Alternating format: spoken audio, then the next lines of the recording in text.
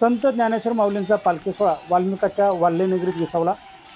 आद्य रामायणकार महर्षी वाल्मिकींची नगरी असलेल्या वाल्यनगरीमध्ये आज संत ज्ञानेश्वर माऊलींचा पालखी सोहळा विसावला आहे। आज सकाळी माऊलींच्या सोहळ्याने जेजुरीतील मुक्काम आटोपून वाल्मिकीच्या नगरीकडे मार्गक्रमण केले। यानंतर 9 वाजल्याच्या दरम्यान दौंडच खिंडीमध्ये न्याहारी घेऊन हा सोहळा वाल्हे गावाकडे मार्गस्थ झाला।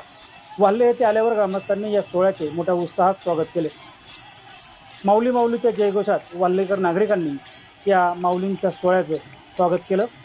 यानंतर हा सोहळा दुपारी 12:30 वाजल्याच्या दरम्यान वाल्हे येथील पालखी तळावर पोहोचला। यावेळी वारकऱ्यांनी माऊली माऊली ज्ञानोबा तुकारामाचा जयघोष केला। वाल्हे येथील लोकांनी माऊलींची पालखी खांद्यावर घेऊन नाचत विसावा तळापर्यंत नेली।